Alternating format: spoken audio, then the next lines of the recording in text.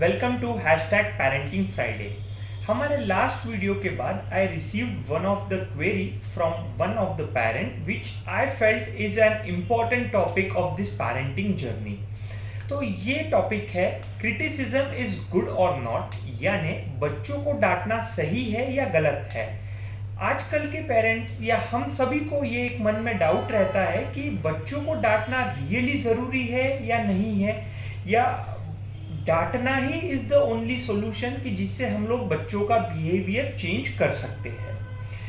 आजकल की इस भागदौड़ भरी जिंदगी में, इस कॉम्पिटिटिव वर्ल्ड में, हर पेरेंट्स चाहता है कि उनका बच्चा अच्छे स्कूल में जाए, अच्छे नंबर्स लाए, उनका करियर ब्राइट हो, वो हर चीज़ में अव्वल रहे। और उनका ये थॉट प्रोसेस होता है कि ये सब चीज़ के लिए बच्चों को डांटना एक one of the important factor है, क्योंकि शायद डांटने से ही बच्चे हमारे कंट्रोल में रहेंगे, हमारे रूल्स फॉलो करेंगे और लाइफ में सक्सेसफुल होंगे। तो सबसे पहला सवाल आता है कि बच्चों को डांटना या बच्चों को ओवर क्रिटिसाइज करना सही है या गलत। तो इसका आंसर रहेगा गलत। डेफिनेटली क्रिटिसिज्म कुछ एस्पेक्ट्स में हेल्प करता है, लेकिन अगर हम लोग क्रिटिसिज्म की बात करें या बच्चों को डांटने की बात करें तो इसके साइड इफेक्ट ही ज़्यादा है रादर देन हमको इफेक्ट इसके दिखे। जो कुछ इम्पोर्टेंट चीज़ें जो एक्सेसिव सेल्फ क्रिटिसिज्म के वजह से होती है, I like to highlight that thing. सबसे इम्पोर्टेंट होता है self belief of the child और self esteem of the child. Criticism ये बच्चे इजीली अपने मन पे ले लेते हैं and it starts becoming a part of child self esteem या सेल्फ कॉन्फिडेंस, और इसी से फिर बच्चों को एक कमी की भावना निर्माण होती है and that start reflecting in their behaviour. मैं शायद अच्छे नंबर से पास हो पाऊंगा, नहीं हो पाऊंगा, मैं कोई नई चीज़ कर पाऊंगा या नहीं कर पाऊंगा, I am good for nothing, मैं शायद लाइफ में फेलियर ही रहूंगा। इस टाइप का सेल्फ क्रिटिसिज्म निर्माण होता है एंड दैट स्टार्ट अफेक्टिंग बच्चों का इमोशनल हेल्थ अफेक्ट होना शुरू होता है। मोस्ट इम्पॉर्टेंट जो जो क्रिटिसिज्म का साइड इफेक्ट होता है that is on the behavioural aspect and that start reflecting on their mental health issues as well.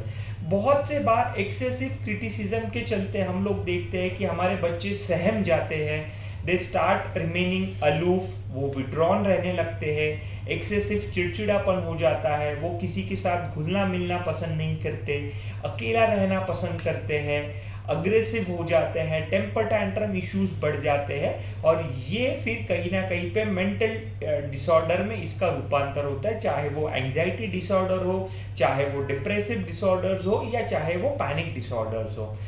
सबसे इम्पॉर्टेंट एस्पेक्ट जो क्रिटिसिज्म के वजह से अफेक्ट होता है वो है बच्चा और पेरेंट का relationship, that is child and parent relationship.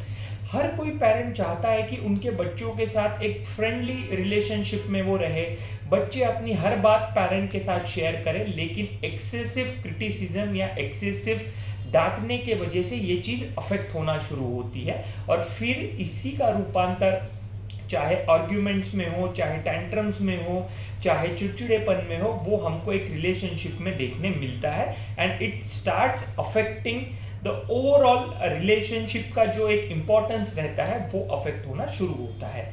Next सवाल जो सबसे इम्पोर्टेंट है कि सर क्रिटिसिज्म या फिर जो डांटना है, इसको कोई अलग ऑप्शन है क्या कि जिससे हम लोग बच्चों का बिहेवियर चेंज कर सके, उनमें पॉजिटिव एनर्जी हम लोग इम्बाइब कर सके? तो आंसर इज यस। मोटिवेशन ये एक बहुत ही पावरफुल टूल है जो इस पेरेंटिंग के जर्नी में आपको आपके बच्चों का कॉन्फिडेंस और ओवरऑल परफॉर्मेंस इंक्रीज करने के लिए हेल्प कर सकता है। So here are my 5 suggestions कि जो बच्चों को मोटिवेशन इंक्रीज करने के लिए हेल्प होंगे। सबसे पहला है acknowledge, appreciate and press.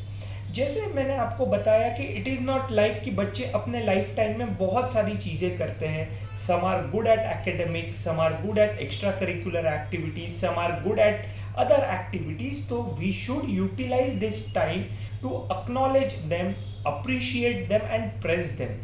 It is not like कि ये चीज़ें करने के लिए आपको कोई बहुत एक्सपेंसिव गिफ्ट लेके देना है या उन्हें कहीं दूर लेके जाना है. It is not like that. A simple word कि आज आपने बहुत अच्छा किया, आज आपका परफॉर्मेंस बहुत अच्छा था, I am proud of you. This small kind of gestures really help to boost your kids confidence. Second जो इम्पॉर्टेंट चीज़ है that is focus on the positive aspects.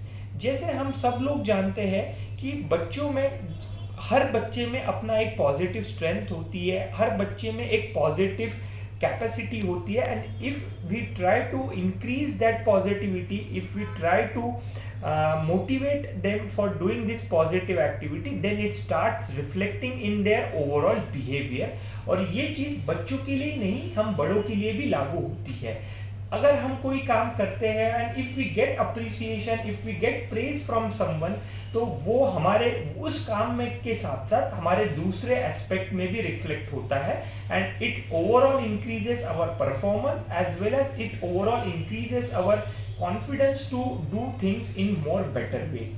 तीसरा और जो इम्पोर्टेंट चीज है that is learn to let go.